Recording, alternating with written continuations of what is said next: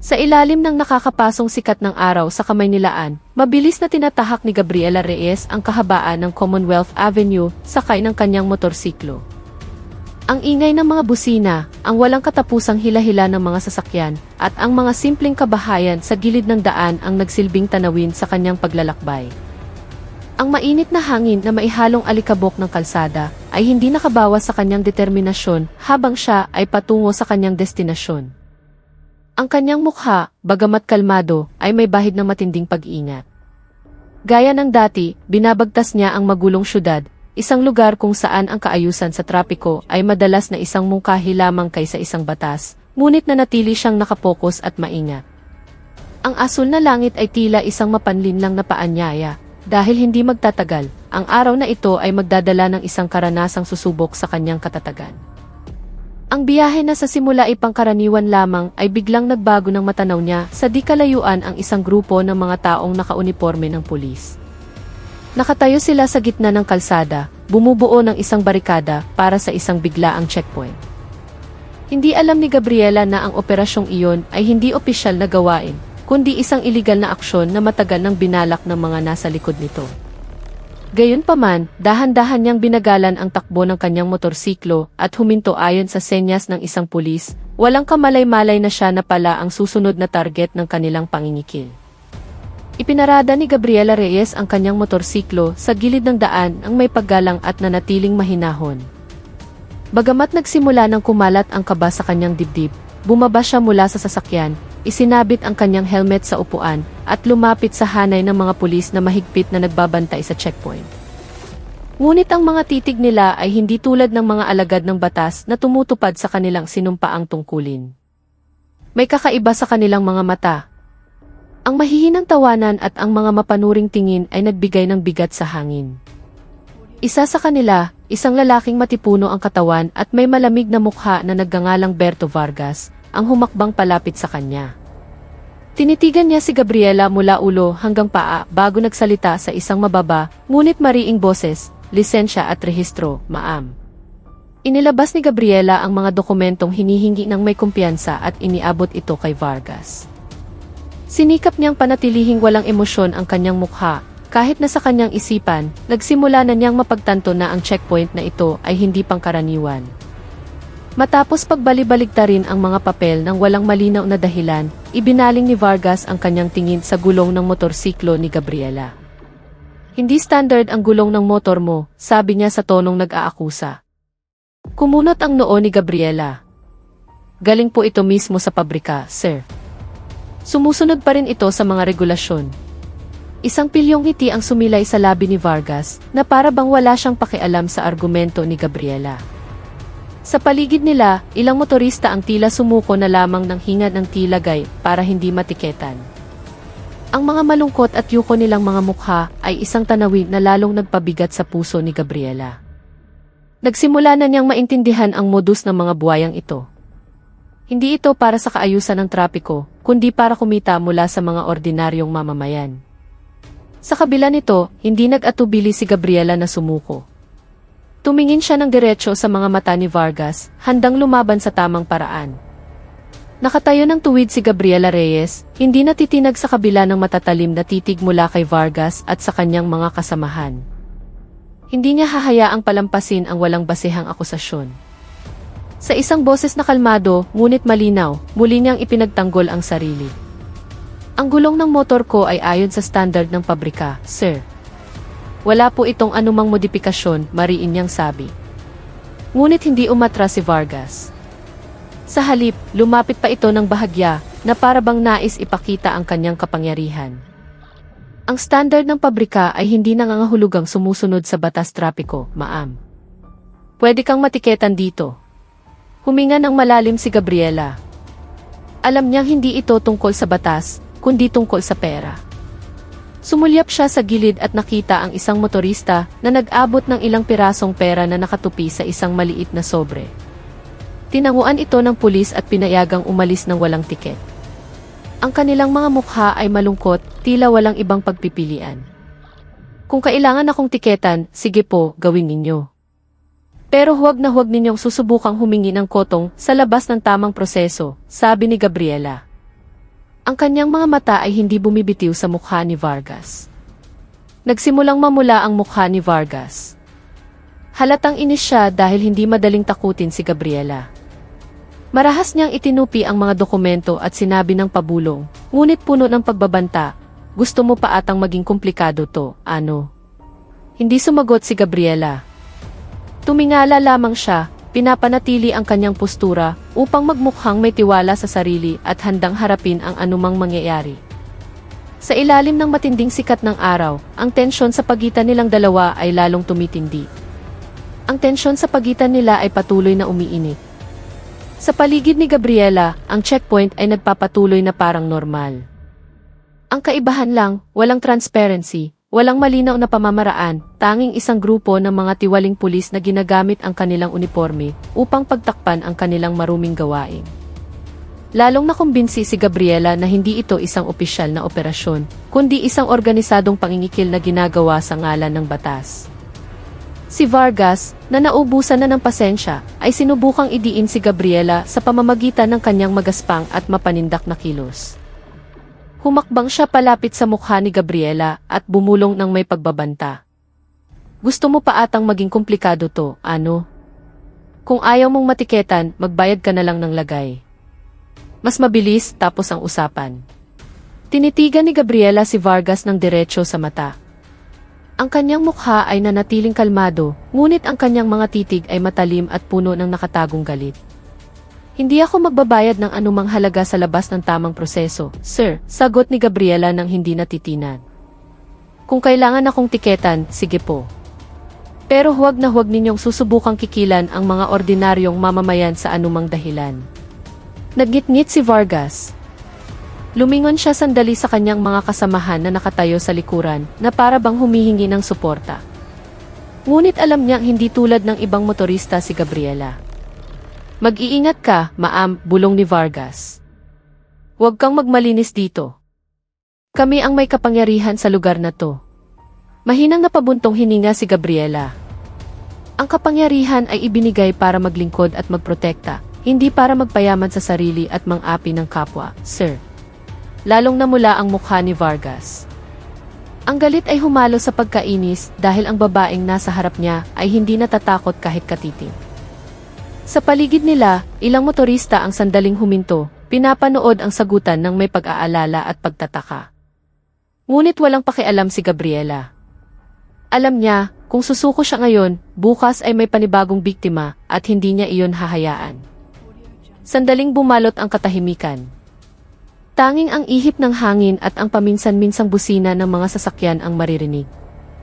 At sa isang biglaang kilos, lumapit si Vargas at malakas na sinampal ang kanang pisngi ni Gabriela. Mula sa malakas na sampal na lumapat sa kanang pisngi ni Gabriela, agad na kumalat ang init at sakit. Ang hangin sa paligid ay tila nagyelo. Bahagyang umikot ang kanyang mukha dahil sa lakas ng pagtama, ngunit hindi siya natumba. Nanatili siyang nakatayo ng tuwid, pinipigilan ang galit na nagsisimula ng mag-alab sa kanyang dibdib. Dahan-dahan niyang ibinaling ang kanyang tingin sa mukha ni Vargas. Sa pagkakataong ito, isang matalim at malamig na titig ang bumalot sa kanyang mga mata. Walang takot, walang pagsisisi, tanging isang kontroladong galit na handa ng sumabog. Huwag na huwag mo akong hahawakan, sabi ni Gabriela ng mahina, ngunit sapat na para marinig ng lahat sa paligid. Akala mo ba mapoprotektahan ka ng posisyon mo sa mga kahihinatnan ng ginagawa mo? Nagkakamali ka. Napatawa ng maikli si Vargas, hawak pa rin ang emosyon. Kami ang batas dito, maam. Huwag kang magpakasanta sa lugar na tulad nito. Lumapit ng bahagya si Gabriela, pinasikip ang distansya sa pagitan nila. Hindi siya umatras. Ang kapangyarihan ay hindi para ipagyabang, sir, kundi para isakatuparan ng may integridad. Hindi ginagamit para mangikil, lalo na para manakit ng babae dahil lang sa inaakala ninyong hindi siya lalaban. Muling nag-init ang ulo ni Vargas. Sinubukan niyang muling sugurin si Gabriela, ngunit mas mabilis ang kanyang reflexes. Sa isang kilos na hango sa arnis, sinalag niya ang atake at binigyan ng pressure ang isang vital point sa braso ni Vargas, dahilan para mapaluhod ito sa sakit. Nagulat ang ibang mga pulis. Humakbang sila palapit, balak na umawat o gumanti, Ngunit agad na pumustura si Gabriela sa isang defensive stance, handang harapin ang sinumang magtatangka. Ngunit wala siyang balak na palakihin pa ang gulo. Tinitigan niya si Vargas na nakahandusay pa rin habang hawak ang masakit na braso. "E-report ko kayong lahat," mariing sabi ni Gabriela. Wala nang lugar para sa korupsyon at karahasan sa likod ng unipormeng yan.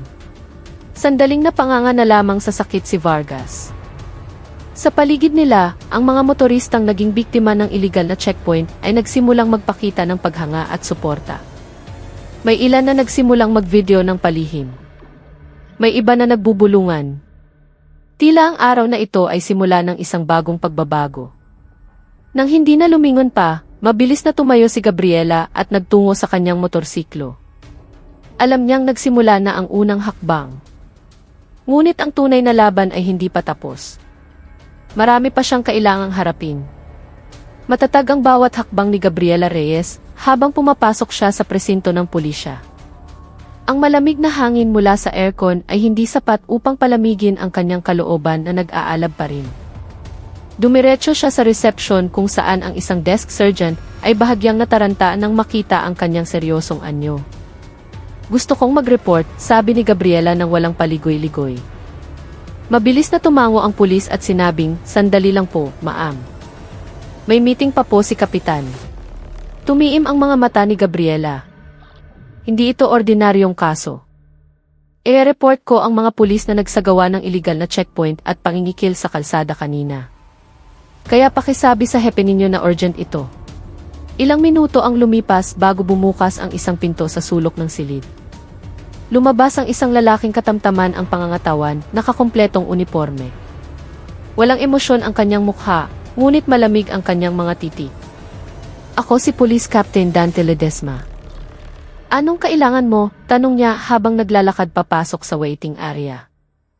Humakbang si Gabriela. "Ako po si Gabriela Reyes. Biktima po ako ng pananakit ng isa sa mga tauhan ninyo na nagngangalang Berto Vargas sa isang illegal na checkpoint kaninang tanghali. Nasaksihan ko rin kung paano kinikikilan ang maraming motorista. Hinihiling kong aksyonan ninyo ito." Hindi naging tulad ng inaasahan ni Gabriela ang reaksyon ni Kapitan Ledesma. Tinitigan lang siya nito at mahinang napabuntong hininga. "Mahilig ka palang gumawa ng gulo, ano?" Kumuyom ang mga palad ni Gabriela. "Hindi po ako gumagawa ng gulo, sir. Ipinaglalaban ko lang ang karapatan ko bilang mamamayan na protektado ng batas. Hindi ako tatahimik kung ang mga tagapagpatupad ng batas ang siya mismong lumalabag dito." Isang manipis na ngiti ang sumilay sa labi ni Kapitan Ledesma. "Huwag kang magmalinis dito, ma'am. Teritoryo namin to at may sarili kaming paraan para mapanatili ang kaayusan." Naramdaman ni Gabriela na kumukulo ang kanyang dugo. Panatilihin ang kaayusan sa pamamagitan ng pangingikil. Sa pananampal ng babae. Hindi yan kaayusan, yan ay karahasan at hindi ko hahayaang magpatuloy yan. Tinitigan siya ni Ledesma at sinabi sa mababang tono, "Tumigil ka na. Huwag kang makialam sa mga gawain namin. Hindi ito lugar para sa mga murang idealismo mo." Hindi umatras si Gabriela. "Kung hindi ninyo aksyonan ang report ko, idudulog ko ito sa Internal Affairs Service." Nagbago ang mukha ni Kapitan Ledesma. Tumiim ang kanyang mga mata. Humakbang siya palapit na para bang gustong gamitin ang kanyang otoridad para takutin si Gabriela. "Sayang lang ang oras mo sa bulong niya. At kung ipipilit mong guluhin kami, baka hindi ka na makauwi ng buhay." Hindi na tinag si Gabriela. Nanatili siyang tuwid, handang harapin ang anumang mangyari. "Hindi ako takot sa mga banta, sir. Hindi ako takot sa paninindak. Nandito ako dahil nasa tama ako at naniniwala akong mananaig ang katotohanan." Tinitigan siya ni Ledesma at malakas na ipinalo ang kamay sa mesa. "Labas! Lumabas ka dito bago ko pa ipakalagkad ka sa mga tauhan ko." Dalawa sa kanyang mga tauhan ang agad na lumapit, handang kumilos. Ngunit hindi na hinintay ni Gabriela na sila'y gumalaw. Tumalikod siya ng may taas noo, matatag ang mga hakbang, at may paninindigan sa kanyang mga mata. Paglabas niya, alam niyang hindi pa tapos ang laban. Ngunit alam din niyang natagpuan na niya ang simula ng isang bagay na mas malaki, isang bagay na kailangang ibunyag hanggang sa pinakaugat nito. Hindi agad umalis si Gabriela Reyes matapos paalisin ng walang galang mula sa presinto. Sandali siyang tumayo sa labas, pinapakalma ang kanyang sarili na puno pa rin ng emosyon. Ngunit alam niyang hindi siya magtatagumpay kung galit lang ang pairalin. Kailangan niya ng estratehiya. Tinitigan niya ang gusali ng presinto ng may malamig na tingin. Mayroong isang bagay na mas malaki kaysa sa simpleng iligal na checkpoint at panginigil. Mayroong isang hindi nakikitang kapangyarihan na nagpoprotekta sa mga tulad ni Vargas at Kapitan Ledesma. At sigurado siyang ang sagot ay nasa loob. Sa matatag na mga hakbang, muling pumasok si Gabriela sa waiting area ng presinto. Nagulat ang desk sergeant nang makita siyang bumalik. "Ma'am, pinapaalis na po kayo ni Kapitan." "Hindi pa ako tapos," mariing sagot ni Gabriela. Si Kapitan Ledesma, na nakaupo sa likod ng kanyang mesa, ay nag-angat ng tingin, madilim ang mukha. "Nandito ka pa rin?" "Sinabi ko na, gusto kong makipag-usap ng seryoso, sir," putol ni Gabriela. "Pero hindi tungkol sa akin. Tungkol ito sa kung sino talaga ang nagbigay sa inyo ng utos na gawin ang iligal na checkpoint na to." Biglang nagbago ang mukha ni Kapitan Ledesma. Nanliit ang kanyang mga mata, puno ng pagbabanta ang kanyang titik. "Anong ibig mong sabihin?" Dahan-dahang lumapit si Gabriela hanggang sa tumayo siya sa harap mismo ng mesa. "Alam kong hindi ito basta-bastang ginawa. Organisado ito. Araw-araw, ang perang nakokolekta mula sa panginigil ay saan dinadala? Para kanino?" Natahimik si Kapitan Ledesma. Sinubukan niyang panatilihin ang kanyang blankong ekspresyon, ngunit nakita ni Gabriela ang tensyon sa kanyang mukha. "Sige na, sir, wag niyo nang itago. May ebidensya ako. Kanina, habang kinikikilan ang mga motorista, nakita ko ang lahat. Narinig ko pa nga kanina na may tumawag sa telepono dito sa opisina ninyo at nagtanong, 'Kap, kamusta ang remittance ngayon? Ligtas ba? Kaya huwag niyo akong subukang lokohin." Napakagatlabi si Kapitan Ledesma. Tinitigan niya si Gabriela at sinabi ng mahina, ngunit matalim, "Internal na usapin namin yan. Huwag kang makialam." Napangiti ng bahagya si Gabriela. Kung internal na usapin yan, bakit kailangang itago? Bakit kailangang gawin ng iligal? Kung tama yan, i-report nyo sa nakatataas. Pero mukhang hindi sa hepe ninyo kayo nagre-report, kundi sa iba, tama ba? Tinitigan siya ni Ledesma ng walang emosyon. Alam niyang hindi susuko si Gabriela. Huminga siya ng malalim at bumulong. Ang pangalan niya, Ricardo de Magiba. Tumiim ang mga mata ni Gabriela. Sino siya? Isang konsehal. Siya ang matagal nang nag-uutos sa akin na magsagawa ng ganitong operasyon. Ang pera mula sa mga checkpoint, araw-araw kong kailangang i-remit sa kanya. Kumunot ang noo ni Gabriela. At sumusunod ka lang. Kahit alam mong labag yan sa batas. Mapaklang tumawa si Kapitan Ledesma. Kung hindi ako susunod, ako ang mawawala. Sa lugar na tulad nito, ang buhay at kamatayan ay isang tawag lang sa telepono. Sandaling natahimik si Gabriela. Tinitigan niya ang mukha ni Ledesma, at sa pagkakataong ito, hindi na galit ang naramdaman niya, kundi awa. Hindi pagtatanggol sa kanyang masamang gawa, kundi isang realisasyon na ang korupsyon na ito ay hindi lamang nasa ibabaw. May mas malalim itong ugat. Saan ang address ni Dimagiba? Mariing tanong ni Gabriela. Matagal siyang tinitigan ni Ledesma. At sa isang mababang boses, sumagot siya, Acacia Street, number 12, sa isang exclusive subdivision. Yung malaking bahay na kulay asul. Tumango ng dahan-dahan si Gabriela. Salamat. Tumalikod siya at lumabas ng silid nang hindi na lumingon pa. Matatag ang kanyang mga hakbang. Malinaw na ang kanyang bagong layunin. Ang tunay na laban ay hindi pa nagsisimula. Ngunit sa pagkakataong ito, handa siyang harapin ang isang mas mapanganib na kalaban. Isang kalaban na nagtatago sa likod ng posisyon at impluensya. Pababa na ang araw nang marating ni Gabriela Reyes ang isang marangyang subdibisyon. Doon, ang mga malalaking bahay ay nakatayo sa likod ng matataas na pader at mga GPS camera na nakakabit sa bawat sulok. Hindi nagkamali ang address na ibinigay ni Kapitan Ledesma, Acacia Street, number 12, isang malaking bahay na may asul na pader at matibay na bakal na tarangkahan. Ipinarkada ni Gabriela ang kanyang motorsiklo sa gilid ng kalsada at lumakad patungo sa gate. Pindot niya ang intercom ng walang pag-aalinlangan. Ilang segundo ang lumipas, isang boses ng lalaking nasa katanghaliang gulang ang narinig mula sa speaker. "Sino yan?" "Gusto kong makausap si Konsehal de Magiba," kalmadong sagot ni Gabriela. "Busy siya. Bumalik ka na lang sa ibang araw." Inilapit ni Gabriela ang kanyang mukha sa kamera. "Sabihin mo lang, ako si Gabriela Reyes. Sigurado akong tatanggapin niya ako." Nagkaroon ng ilang sandaling katahimikan. Pagkatapos, muling narinig ang boses, mas mahina na ngayon. "Sandali." Ilang saglit pa, otomatikong bumukas ang gate. Pumasok si Gabriela at sinalubong ng dalawang matipunong lalaki na nakasibilyan na nakatayo sa harap ng pangunahing pinto. Tinitigan nila si Gabriela ng may pag-iingat. Sa loob ng bahay, malamig at marangya ang pakiramdam. Makakapal na kortina ang tumatakip sa mga bintana, hinaharangan ang sikat ng araw.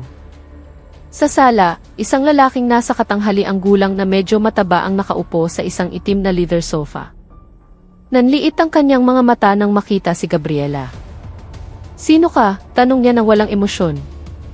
Humakbang si Gabriela, pinapanatili ang kanyang kumpiyansa. "Ang pangalan ko ay Gabriela Reyes. Nandito ako para pag-usapan ang iligal na checkpoint na isinagawa ni Kapitan Ledesma sa utos ninyo." Nagbago ang mukha ni Ricardo de Magiba, ngunit sinubukan niyang manatiling kalmado. "Hindi ko alam ang sinasabi mo. Kung tungkol to sa batas, idulog mo sa tamang ahensya." Ngumiti ng bahagya si Gabriela. "Yan mismo ang gagawin ko. Pero bago yan, gusto ko lang ipaalam sa inyo na na-record ko na lahat ng video mula sa checkpoint kanina, mga litrato ng kotong na tinanggap ng mga pulis, at pati na rin ang usapan ninyo ni Kapitan Ledesma tungkol sa araw-araw na remittance. Lahat yan ay nakasave na sa cloud at naipadala ko na rin sa ilang mahahalagang kontak." Tumayo si de Magiba. Namumula na ang kanyang mukha. "Anong pinagsasabi mo?" Nagpatuloy si Gabriela nang hindi natitinag. "Alam kong malaki ang impluwensya ninyo, pero alam ko ring minsan, hindi kayang protektahan ng kapangyarihan ang isang tao mula sa katotohanan. Kaya isa lang ang gusto kong sabihin. Kung gusto niyo pang maging malaya hanggang bukas ng umaga, itigil niyo na ang lahat ng iligal na operasyong ito. Isuko ang lahat ng ebidensya sa VIEC at aminin ang pagkakamali ninyo." Malakas na tumawa si de Magiba, ngunit ang kanyang tawa ay puno ng galit. "Akala mo ba pwede kang pumasok dito, magsalita ng kung ano-ano, at susuko na lang ako? Masyado kang may tiwala sa sarili, miss." Ipinalo niya ang kanyang palad sa mesa. "Hawakan yan," sigaw niya. Mula sa sulok ng silid, ang dalawang tauhan na nagbabantay kanina ay mabilis na kumilos, sinusubukang hulihin si Gabriela mula sa magkabilang panig. Ngunit mas mabilis ang reflexes ni Gabriela. Umatras siya, at sa isang mabilis na kilos, iniwasan ang unang atake at sinipa ang tuhod ng isang tauhan. Ang isa naman ay sumugod mula sa likuran, ngunit nagawa niyang salagin ito at binigyan ng isang tiyak na suntok sa liig na nagpatumba rito. Sa loob lang ng ilang segundo, ang dalawang tauhan ay nakahandusay na sa sahig, namimilipit sa sakit. Napanganga si de Magiba. Hindi makapaniwala. Tinitigan siya ni Gabriela ng diretsyo. "Hindi ako ordinaryong babae na kaya ninyong takutin, at hindi ako nandito para makipaglaro. Ito na ang huli kong babala. Kung magmamatigas pa kayo, hindi lang posisyon ninyo ang masisira. Ang reputasyon at ang pamilya ninyo, lahat ay madadamay." Tumalikod siya, matatag ang mga hakbang. Bago lumabas, lumingon siya. "Tinawagan ko na si General De Leon. Papunta na siya dito. Maghintay na lang kayo, sir."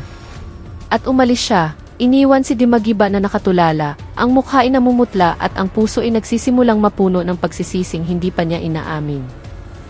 Pababa na ang araw sa kalangitan nang lumabas si Gabriela Reyes mula sa malaking bahay ni de Magiba. Ang lumalamig na hangin ng hapon ay hindi sapat upang pawiin ang init ng emosyon at tensyon na kanyang nararamdaman. Matatag ang kanyang mga hakbang patungo sa motorsiklo, ngunit sa kanyang isipan, alam niyang krusyal ang bawat segundo. Inilabas niya ang kanyang telepono, hinanap ang pangalang General Alejandro de Leon at pinindot ang call button. Hindi nagtagal, isang boses na may otoridad ang sumagot, "Gabriela, anong nangyari?" "Emergency number ko ito, hindi ka basta-bastang tumatawag dito." Huminga muna ng malalim si Gabriela bago nagsalita ng may kahinahunan ngunit puno ng pagkaapurahan. "General, tungkol po ito sa illegal na checkpoint na pinapatakbo ni Kapitan Ledesma sa utos ng isang konsehal Ricardo de Magiba. Nakuha ko na po ang direktang pag-amin mula kay Kapitan Ledesma, pati na rin mga video at recording ng usapan nila. Kalalabas ko lang po sa bahay ni de Magiba. Tinangka niya akong ipahuli sa mga tauhan niya, pero napabagsak ko sila." Sa kabilang linya, naging seryoso ang boses ni General de Leon. "Ayos ka lang ba?" "Opo, General. Ayos lang ako. Pero totoo po ang lahat at hindi sila titigil ng kusa. Takot lang sila sa batas, kaya kailangan na nating kumilos ngayon." Sandaling natahimik si de Leon. "Sige, magpapadala ako agad ng team para arestuhin si de Magiba. Samantala, nasaan ka ngayon?" "Hihintayin ko po kayo sa presinto ni Ledesma. Gusto kong naroon ako kapag inaresto siya. Kailangan niyang malaman na nabisto na ang lahat ng kabulukan niya." "Maliwanag, Gabriela. Mag-ingat ka. Darating ang team sa lokasyon sa loob ng 30 minuto. Huwag ka nang gumawa ng anumang mapanganib. Susundin na natin ang tamang proseso ngayon." "Sir, yes, sir," sagot ni Gabriela at ibinaba ang tawag. Tumingala siya sa langit at bahagyang napangiti. Nakakapagod ang biyaheng ito, pero alam niyang ang araw na ito ay simula ng hustisyang matagal nang naantala. Makalipas ang ilang minuto, dumating muli si Gabriela sa harap ng presinto. Doon, si Kapitan Ledesma ay nakaupo sa kanyang opisina, halatang hindi mapakali. Tila may kutob siyang may masamang mangyayari. Nang pumasok si Gabriela, agad na nagbago ang kanyang mukha. "Ikaw na naman," bulong niya. Lumapit si Gabriela nang walang pag-aalinlangan. "Opo, sir. Ako na naman. At sa pagkakataong ito, hindi lang ako ang dumating." Bago pa man makasagot si Ledesma, isang malaking itim na sasakyan ng pulis ang pumasok sa bakuran ng presinto. Ilang pulis na nakakumpletong uniforme ang bumaba, pinamumunuan mismo ni General de Leon. Agad na tumayo si Ledesma mula sa kanyang upuan, namumutla ang mukha. Anong meron? Bakit nandito si General?" Pumasok si General de Leon nang may matatag na mga hakbang. Sa likuran niya, 2 tauhan ang handa na may dalang arrest warrant. "Kapitan Dante Ledesma," sabi ng general sa isang mariing boses. "Sa ngalan ng Internal Affairs Service, dala ko ang arrest warrant para sa iyo kaugnay ng mga kasong paglabag sa Code of Ethics, pangingikil, at pagkakasangkot sa isang iligal na operasyon na pinamumunuan ng isang konsehal Ricardo de Magiba." Ang nasabing konsehal ay naaresto na rin ilang minuto ang nakalipas. Tuluyang namutla ang mukha ni Ledesma. Ang kanyang mga mata ay malikot na gumagalaw na para bang naghahanap ng matatakasan. Ngunit wala. Pero sabi niya ligtas ang lahat. Tinitigan siya ni General de Leon ng malamig. "Walang nananatiling ligtas magpakailanman, Kapitan. Lalo na kung gumagawa ka ng malaking pagkakamali sa likod ng iyong posisyon." Humakbang si Gabriela. "At alam niyo ba, Kapitan, kung bakit nabisto ang lahat ng ito? Dahil may isang taong naglakas loob na lumaban. Isang tao na hindi pala ordinaryong mamamayan." Tumingin sa kanya si Ledesma, litong-lito. "Anong ibig mong sabihin?" Ngumiti ng bahagya si General de Leon. Siya ang bagong city director ng KIS. Biglang nagbago ang mukha ni Ledesma. Nanlaki ang kanyang mga mata, ang kanyang katawan ay tila ng hina. "City Director. Kayo?" Tumango si Gabriela. "Ako ang bagong city director sa lugar na ito. At ang una nating pagkikita ngayong araw ay hindi bilang isang ordinaryong mamamayan, kundi bilang bago mong nakatataas." Hindi makapagsalita si Ledesma. Tinitigan niya si Gabriela nang maihalong hindi paniniwala, takot at huling-huling pagsisisi. Sumenya si General de Leon sa kanyang mga tauhan. Nang walang pagtutol, si Kapitan Ledesma ay inilabas mula sa kanyang opisina. Iniiwan ang upuan kung saan niya matagal na pinanatili ang kanyang madilim na kapangyarihan. Tinitigan ni Gabriela ang likod ng lalaki habang papalayo, pagkatapos ay lumingon kay General De Leon. Salamat po, General. Ngayon, nabuwag natin ang isang sangay ng korupsyon. Pero marami pa tayong kailangang linisin. Umiti ang General.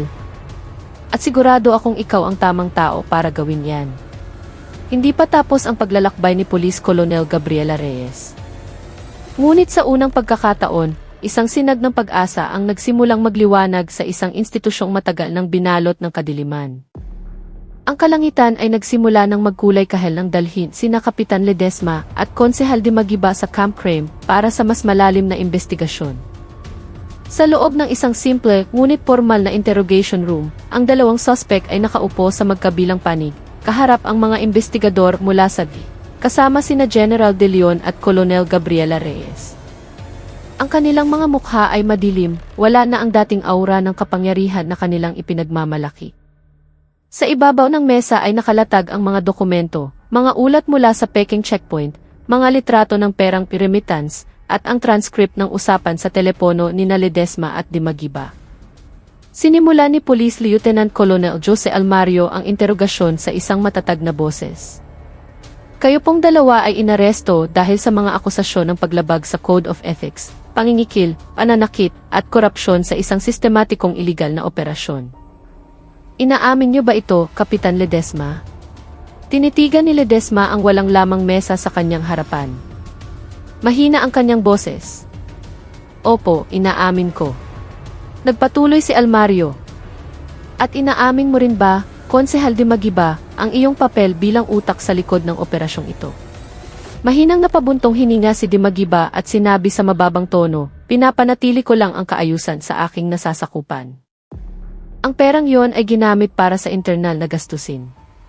Si Gabriela, na kanina patahimik, ay lumapit ng bahagya at tinitigan si Dimagiba ng matalim. So, ang internal na gastusin ay kailangang pondohan sa pamamagitan ng pangingikil sa mga ordinaryong tao. Sa pananampal ng babae. Sa pagkuha ng pera mula sa mga walang kasalanan. Hindi agad sumagot si Dimagiba. Ibinaling niya ang kanyang tingin, ngunit ang kanyang mga mata ay nagpapakita ng pagsisisi, kahit nahuli na. Ikinrus ni General De Leon ang kanyang mga braso sa mesa. Walang dahilan para dyan. Walang paraan para bigyang katwiran ang karahasan at pangingikil sa ilalim ng anumang posisyon. Hindi lang kayo lumabag sa batas, sinira niyo rin ang imahe ng institusyong ito. Tumango si Almario. Sa lalong madaling panahon, magkakaroon ng paglilitis. Kung mapatunayang nagkasala, ang parusa ay maaaring umabot ng habang buhay na pagkakakulong.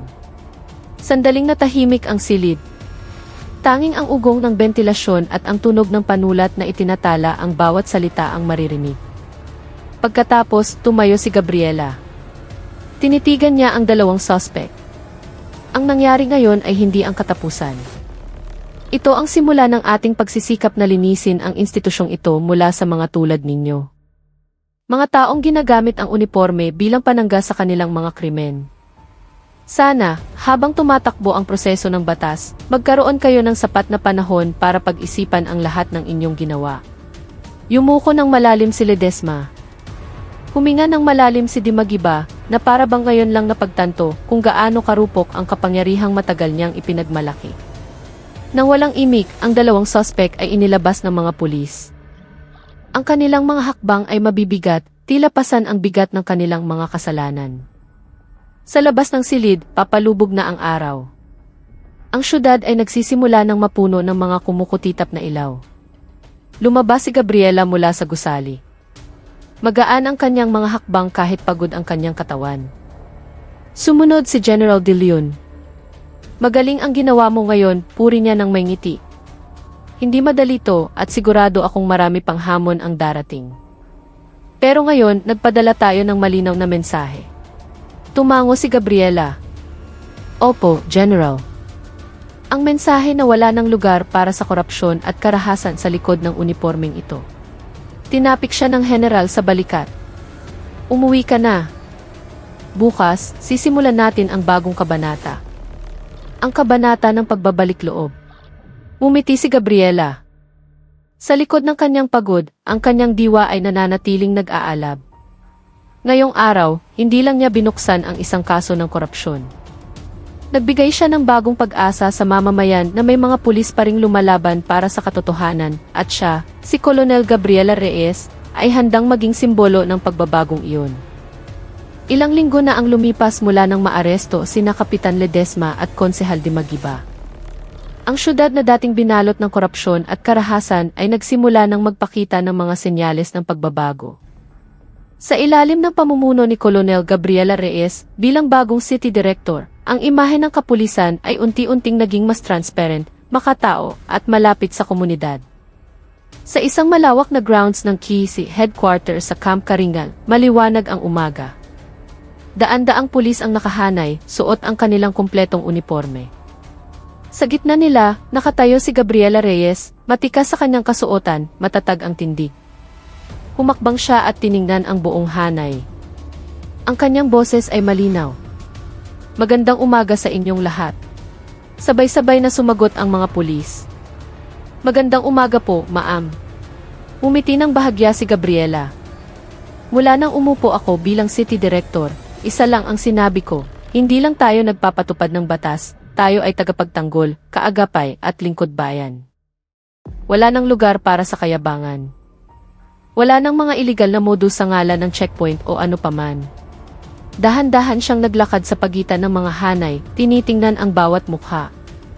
Kalilinis lang natin ang ating hanay mula sa mga sumisira sa pangalan ng ating institusyon. Ngunit hindi ito ang katapusan. Ito ay simula pa lamang. Kailangan nating ipakita sa mga tao na mapagkakatiwalaan tayo. Isang senior officer, si Police Lieutenant Colonel Antonio Mendoza, ang humakbang. Ma'am, pahintulot pong magtanong. Tumango si Gabriela. CJ, sa lahat ng pagbabagong dala ninyo, marami po sa amin ang nangangamba. Nangangamba sa pressure mula sa itaas, nangangamba kung paano lulutasin ang mga problema ng walang shortcut. Ano po ang masasabi ninyo? Tinitigan ni Gabriela si Mendoza at sumagot ng may kahinahunan. Naiintindihan ko ang pangambang iyan. Dati, katulad din ninyo ako. Pero maniwala kayo, ang tuwid na daan ay hindi laging mahirap. Ang nagpapahirap dito ay kapag tayo mismo ang nag-aalinlang ang piliin ito.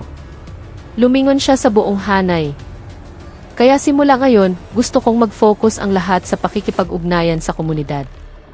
Magsagawa ng mga seminar, magkaroon ng dialogo. Huwag nating hintayin magkaproblema bago tayo dumating. Dapat nandoon na tayo bago pa man magsimula ang problema. Isang batang pulis, si Patrolwoman Angela Cruz, ang nagtaas ng kamay. Pwede rin po bang magtanong, ma'am? Tumango si Gabriela. Paano po kung makaharap ulit kami ng opisyal o sinumang gustong gamitin kami para sa pansariling interes? Umiti si Gabriela. Sa pagkakataong yon, kailangan nating alalahanin kung sino talaga ang ating pinaglilingkuran. Hindi opisyal, hindi pera. Kundi ang taong bayan. At kung mananatili tayong nakatayo sa linyang iyan, hindi tayo matitinag. Isang mahinang palakpakan ang narinig mula sa hanay, isang palakpak ng suporta. Pagkatapos ng seremonya, nilapitan ni General De Leon si Gabriela. Magaling ka kanina, puri niya.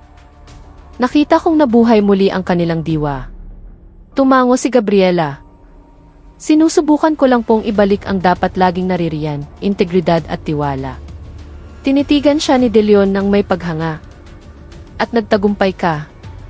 Salamat, Gabriela. Sa unang pagkakataon sa mahabang panahon, naniniwala akong kaya ng institusyong itong bumangon. Umiti si Gabriela.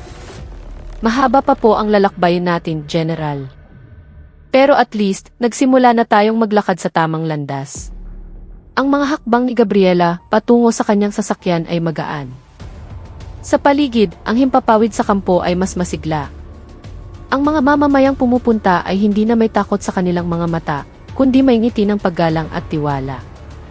Ang pagbabago ay hindi madalian, ngunit sa araw na iyon, sa ilalim ng asul na langit, ang pag-asa ay muling sumibol. Ilang buwan na ang lumipas mula nang manungkulan si Colonel Gabriela Reyes. Ang syudad ay ibang-iba na. Ang tiwalang dating nawala ay unti-unting bumabalik. Ang mga pulis ay hindi na kinatatakutan, kundi hinahanap-hanap na. Sa isang malaking bulwagan sa Camp Crame, isang seremonya ng parangal ang idinaos. Ang watawat ng Pilipinas ay nakawagayway sa likod ng entablado. Sa entablado, umakyat si Colonel Gabriela Reyes ng may kumpiyansa. Isang malakas na palakpakan ang sumalubong sa kanya. Tumayo si General De Leon at lumapit sa mikropono. Mga kababayan, sabi niya. Ngayong araw, maaalala natin na ang pagbabago ay maaaring magsimula sa isang tao. Isang taong hindi natakot labanan ang korupsyon, inhustisya at karahasan. Lumingon siya kay Gabriela. At ngayon, ipinagmamalaki kong sabihin na ang taong iyon ay nasa piling natin. Isang taong nagbuwis ng lakas upang lansagin ang isang iligal na operasyong matagal nang namamayagpag. Isang taong hindi natin kahit tinakot, sinaktan at hinama. Nagpalakpakan ang lahat. Ipinagmamalaki kong ipahayag na ngayong araw, si Colonel Gabriela Reyes ay tatanggap ng isang natatanging parangal mula sa Pambansang Pulisya ng Pilipinas para sa kanyang dedikasyon na linisin ang institusyong ito. Tinanggap ni Gabriela ang pleke at tumayo sa harap ng mikropono. Maraming salamat po, General. Salamat sa inyong lahat, sabi niya. Ang parangal na ito ay hindi lang para sa akin. Ito ay para sa bawat miyembro ng kapulisan na nagsusumikap na ibalik ang tiwala ng taong bayan. Tumingin siya sa mga tao. Dati, marami sa atin ang pakiramdam ay bilanggo ng isang bulok na sistema. Pero ngayon, ipinakita natin na may puwang para sa pagbabago, na kaya nating maging pulis na minamahal, hindi lang kinatatakutan. Tumayo si Lieutenant Colonel Mendoza. Ma'am, ano po ang nararamdaman ninyo matapos ang lahat ng ito? Umiti si Gabriela. Gumaan ang pakiramdam ko. Pero alam kong hindi pa tapos ang trabaho. Ang parangal na ito ay hindi ang katapusan. Isa lamang itong hantungan sa isang mahabang paglalakbay tungo sa isang tunay na malinis at propesyonal na kapulisan. Tumayo rin si Patrolwoman Cruz. Ma'am, sulit po ba ang lahat?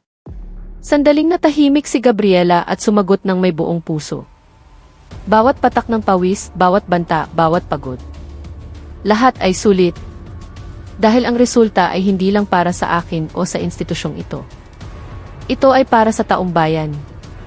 Para sa mga inang nakakapagmaneho ng walang takot na kikikilan, para sa mga batang tumitingin sa pulis bilang kaibigan, hindi kaaway.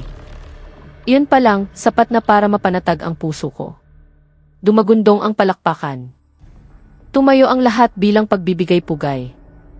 Gabi na, sa balkonahe ng kanyang opisina, mag-isang nakatayo si Gabriela, pinagmamasdan ang mga ilaw ng syudad. Lumapit si General De Leon. Karapat-dapat ka dyan, sabi niya. Umiti si Gabriela.